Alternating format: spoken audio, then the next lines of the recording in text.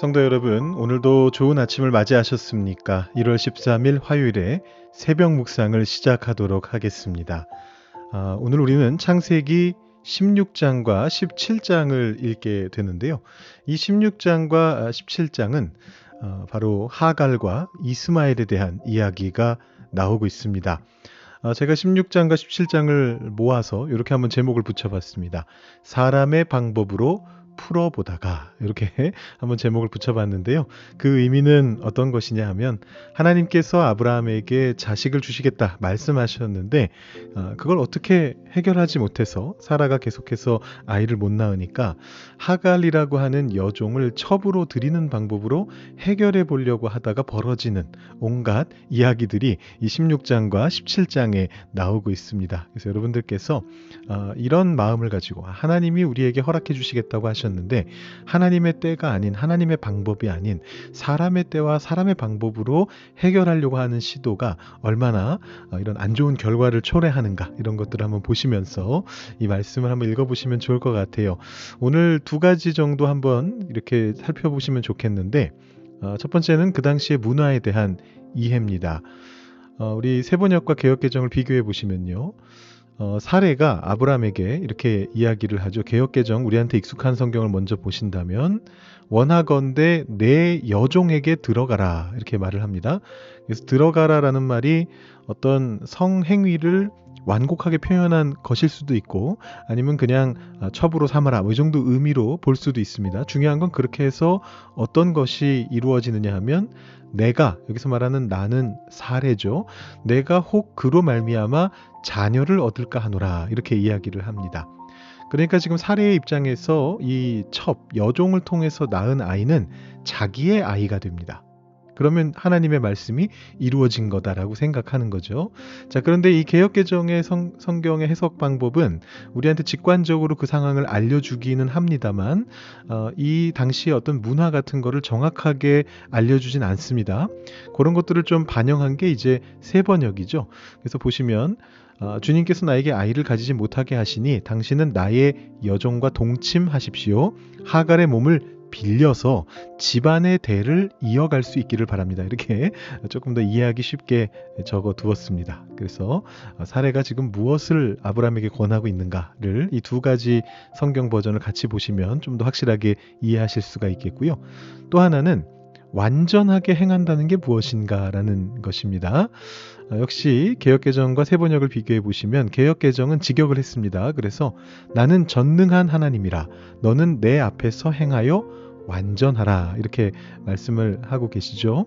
세번역은 다시 한번 그것을 풀어 썼습니다. 그래서 하나님 앞에서 행한다라는 것을 너는 나에게 순종하라 이렇게 번역을 하고 완전하라라는 말은 흠 없이 살아라라고 그렇게 번역을 하고 있습니다. 그래서 뭐 개역이나 뭐 세번역의 어떤 차이를 한번 보시면서 하나님 앞에서 행동한다는 것은 하나님의 뜻에 순종한다는 뜻이구나. 그리고 완전해야 된다라는 말은 흠 없이 살려고 노력해야 된다는 뜻이구나. 이렇게 한번 해석하시면서 말씀을 보시면 좋을 것 같습니다.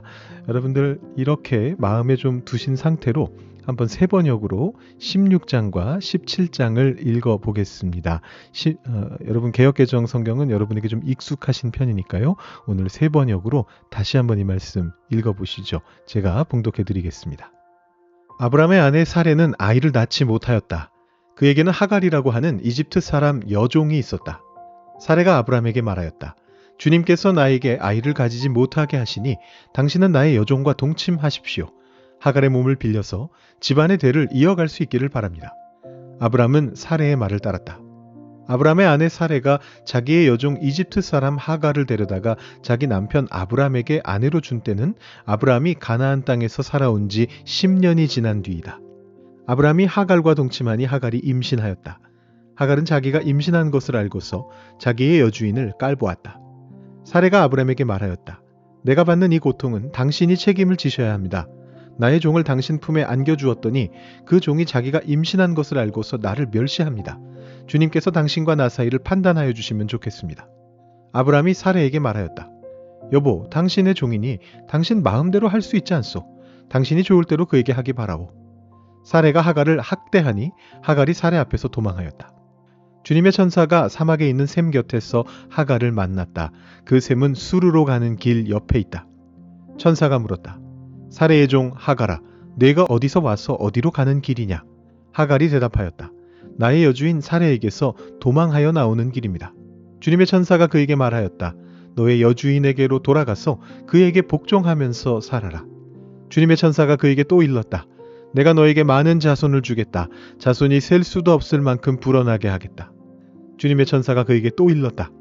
너는 임신한 몸이다.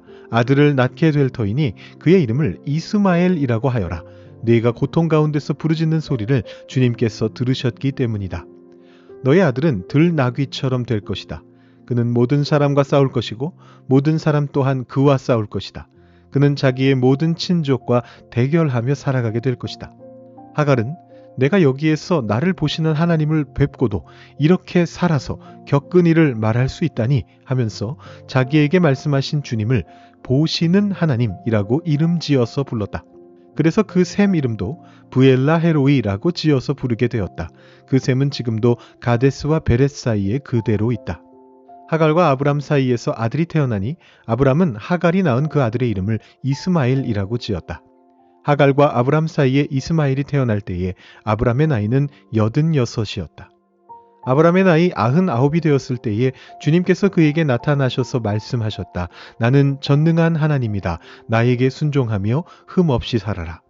나와 너 사이에 내가 몸소 언약을 세워서 너를 크게 번성하게 하겠다. 아브람이 얼굴을 땅에 대고 엎드려 있는데 하나님이 그에게 말씀하셨다. 나는 너와 언약을 세우고 약속한다. 너는 여러 민족의 조상이 될 것이다. 내가 너를 여러 민족의 아버지로 만들었으니 이제부터는 너의 이름이 아브람이 아니라 아브라함이다. 내가 너를 크게 번성하게 하겠다. 너에게서 여러 민족이 나오고 너에게서 왕들도 나올 것이다. 내가 너와 세우는 언약은 나와 너 사이에 맺는 것일 뿐 아니라 너의 뒤에 오는 너의 자손과도 대대로 세우는 영원한 언약이다. 이 언약을 따라서 나는 너의 하나님이 될 뿐만 아니라 뒤에 오는 너의 자손의 하나님도 될 것이다. 내가 지금 나그네로 사는 이 가나안 땅을 너와 내 뒤에 오는 자손에게 영원한 소유로 모두 주고 나는 그들의 하나님이 될 것이다. 하나님이 또 아브라함에게 말씀하셨다. 너는 나와 세운 언약을 잘 지켜야 하고 내 뒤에 오는 너의 자손도 대대로 이 언약을 잘 지켜야 한다. 너희 가운데서 남자는 모두 할례를 받아야 한다. 이것은 너와 내 뒤에 온 너의 자손과 세우는 나의 언약, 곧 너희가 모두 지켜야 할 언약이다. 너희는 포피를 베어서 할례를 받게 하여라. 이것이 나와 너희 사이에 세우는 언약의 표이다. 대대로 너희 가운데서 남자는 모두 난지 8해 만에 할례를 받아야 한다. 너희의 집에서 태어난 종들과 너희가 외국인에게서 돈을 주고서 사온 종도 비록 너희의 자손은 아니라 해도 마찬가지로 할례를 받아야 한다. 집에서 태어난 종과 외국인에게 돈을 주고서 사온 종도 할례를 받아야 한다. 그렇게 하여야만 나의 언약이 너희 몸에 영원한 언약으로 새겨질 것이다. 할례를 받지 않은 남자, 곧 포피를 배제하는 남자는 나의 언약을 깨트린 자이니 그는 나의 백성에게서 끊어진다. 하나님이 아브라함에게 또 말씀하셨다. 너의 아내 사레를 이제 사레라고 하지 말고 사라라고 하여라. 내가 그에게 복을 주어 너에게 아들을 낳아주게 하겠다. 내가 너의 아내에게 복을 주어서 여러 민족의 어머니가 되게 하고 백성들을 다스리는 왕들이 그에게서 나오게 하겠다. 아브라함은 얼굴을 땅에 대고 엎드려 웃으면서 혼잣말을 하였다. 나이 100살 된 남자가 아들을 낳는다고? 또 90살이나 되는 사라가 아이를 낳을 수 있을까? 아브라함은 하나님께 아뢰었다. 이스마엘이나 하나님께서 주시는 복을 받으면서 살기를 바랍니다. 하나님이 말씀하셨다. 아니다. 너의 아내 사라가 너에게 아들을 낳아줄 것이다. 아이를 낳거든 이름을 이삭이라고 하여라. 내가 그와 언약을 세울 것이니 그 언약은 그의 뒤에 오는 자손에게도 영원한 언약이 될 것이다. 내가 너의 말을 들었으니 내가 반드시 이스마엘에게 복을 주어서 그가 자식을 많이 낳게 하고 그 자손이 크게 불어나게 할 것이다. 그에게서 12명의 영도자가 나오게 하고 그가 큰 나라를 이루게 하겠다. 그러나 나는 내년 이맘때에 사라가 너에게 낳아줄 아들 이삭과 언약을 세우겠다. 하나님은 아브라함에게 말씀을 다하시고 그를 떠나서 올라가셨다. 바로 그날에 아브라함은 자기 아들 이스마엘과 집에서 태어난 모든 종과 돈을 주고 사온 모든 종 곧 자기 집안의 모든 남자와 함께 하나님이 말씀하신 대로 포피를 베어서 할례를 받았다. 아브라함이 포피를 베어서 할례를 받은 것은 그의 나이 99살 때이고 그의 아들 이스마엘이 포피를 베어서 할례를 받은 것은 이스마엘의 나이 13살 때이다. 아브라함과 그의 아들 이스마엘은 같은 날에 할례를 받았다. 집에서 태어난 종과 외국인에게서 돈을 주고 사온 종과 아브라함 집안의 모든 남자가 아브라함과 함께 할례를 받았다. 아멘. 오늘 우리가 묵상할 구절은 창세기 16장 13절 말씀입니다. 오늘은 새번역과 개역개정을 두 가지 다 한번 읽어드려 보겠습니다. 먼저 새번역입니다. 하갈은 내가 여기에서 나를 보시는 하나님을 뵙고도 이렇게 살아서 겪은 일을 말할 수 있다니 하면서 자기에게 말씀하신 주님을 보시는 하나님이라고 이름지어서 불렀다. 개역개정 버전입니다. 하갈이 자기에게 이르신 여호와의 이름을 나를 살피시는 하나님이라 하였으니 이는 내가 어떻게 여기서 나를 살피시는 하나님을 배웠는고 함이라. 아멘. 우리가 방금 읽은 16장 13절 말씀은 하갈이 광야에서 하나님을 만난 후에 드린 신앙 고백입니다. 그런데 두 성경 번역의 뉘앙스가 좀 다릅니다. 여러분 이 차이를 어떻게 이해하면 좋을까요? 새 번역은 나를 보시는 하나님을 뵙고도 이렇게 살아서 말할 수 있다니 이렇게 말을 합니다. 하나님을 배웠는데 죽지 않았다는 어떤 감격이 그 안에 강조돼서 나타납니다. 근데 개역개정 버전을 보시면 내가 어떻게 여기서 나를 살피신 하나님을 배웠는고 약간 궁금해하는 느낌이죠. 광야에서 절망적인 공간에서 여기에서 내가 어떻게 하나님을 만났는가라는 그런 고백을 하고 있습니다. 어떤 분들은 번역이 다르기 때문에 좀 당황하세요. 어떤 성경이 진짠가 이렇게 생각하시는 거죠. 아마 이렇게 생각하시는 분들도 있을 것 같아요. 새 번역이 더 나은 번역인가? 개역개정이 우리가 여태까지 봤었는데 별로 안 좋은 번역인가? 혹시 이런 생각을 하시는 분들도 있으실 것 같아요. 여러분 그것은 이제 조금 착각인데 제가 사실은 처음에 저희 창세기 1장과 2장을 할 때에 새 번역과 개역개정의 어떤 차이점에 대한 것을 상세하게 좀 말씀을 드렸었는데 제가 그게 너무 길어지는 바람에 잘라냈습니다. 그래서 여러분께서 듣지 못하셔서 아마 그런 착각이 드시는 게 어떻게 보면 당연하다 할 수 있겠습니다. 올해 저희가 새 번역으로 통독과 묵상을 하기 시작하면서 새 번역에 이런 점들이 있습니다. 이렇게 강조하기 위해서 여러 번 말씀드렸기 때문에 어쩌면 여러분들이 목사님이 새 번역이 더 좋은 성경이라고 말씀하시나 봐 이렇게 생각하실 수도 있는데 그거는 조금 착각에 해당합니다. 자, 두 가지 번역본은 각각 장단점이 있습니다. 근데 왜 이렇게 번역이 다른가? 이것에 대해서 우리가 알기 위해서는 먼저 우리가 성경에 대해서 잘 몰랐던 사실 하나를 알아야 됩니다. 그것은 우리에게는 성경의 친필 원본이 없다라는 것입니다. 원래의 성경 저자가 직접 썼던 원본은 수천 년이 흐르면서 다 사라졌습니다. 그것을 베껴 쓴 사본이라고 하는 것이 있습니다. 그 사본을 우리가 가지고 있습니다. 이 사본과 원본 사이에는 수백 년, 수천 년의 차이가 있어요. 그래서 아무리 똑같이 필사하려고 노력했다 할지라도 이 사본들 안에는 조금씩 차이점들이 생겨나게 됩니다. 그래서 그것을 학자들이 여러 가지 연구를 통해서 재구성한 것을 우리는 히브리어 성경 원문이라고 부릅니다. 그러니까 원본과 원문은 다른 것입니다. 원본은 없어졌습니다. 원문은 그 원본을 베껴 쓴 사본들을 가지고 다시 학자들이 만들어내어서 이것이 원본에 있었던 원문과 같은 것일 거다라고 추정해서 만들어낸 것이 우리가 가지고 있는 원문입니다. 자, 그런데 문제는 지금 우리가 읽은 16장 13절은요. 원문 자체에 문제가 좀 있습니다. 이 사본들을 재구성한 거라고 말씀드렸잖아요. 근데 우리가 가지고 있는 사본들이 다 문제가 있는 거예요. 그래서 학자들이 이 문장을 두고 열심히 씨름을 했습니다. 그래서 어떻게든 원문을 만들어 봤는데 그 원문이 아주 좀 이상합니다. 제가 여기 히브리어 원문을 직역해 놓은 것을 한번 적어 봤는데요. 여러분 한번 읽어 보십시오. 무슨 뜻으로 들리십니까?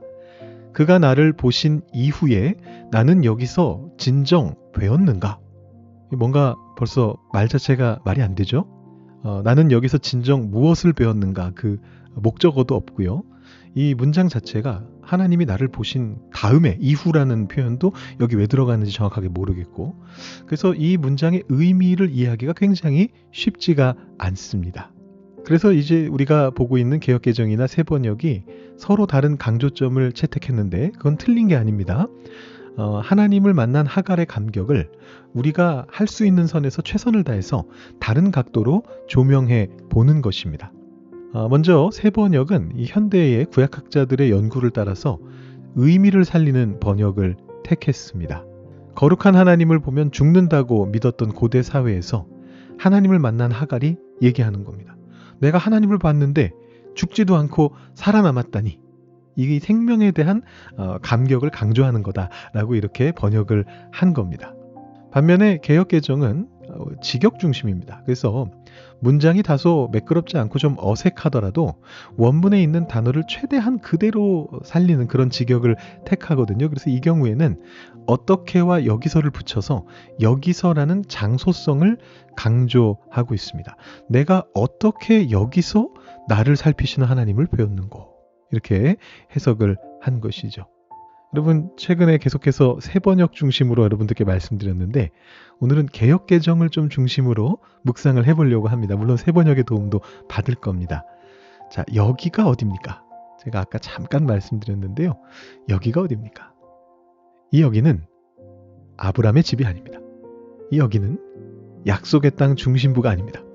임신한 몸으로 쫓겨나서 물도 없고 갈 곳도 없는 광야입니다. 버림받은 곳입니다. 하갈의 인생에서 가장 비참하고 모든 희망이 끊어진 인생의 끝자락입니다.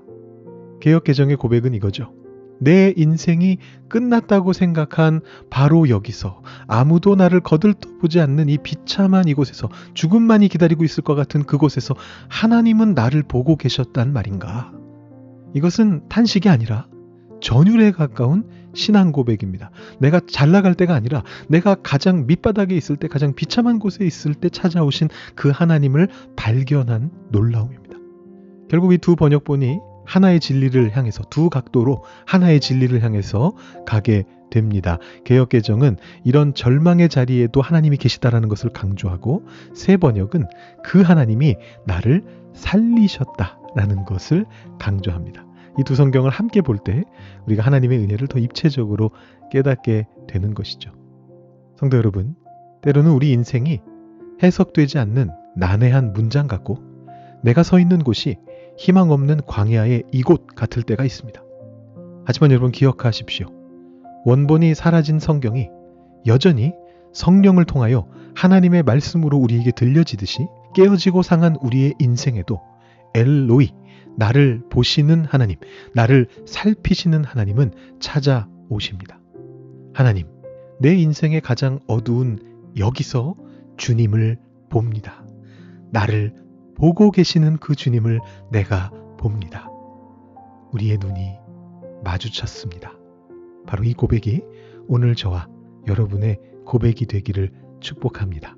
오늘도 주님 앞에 기도하고 묵상하시면서 하나님과 눈을 맞추시는 시간 가지신 다음에 오늘 하루를 기쁨으로 시작하실 수 있기를 바랍니다. 기도하고 묵상하겠습니다.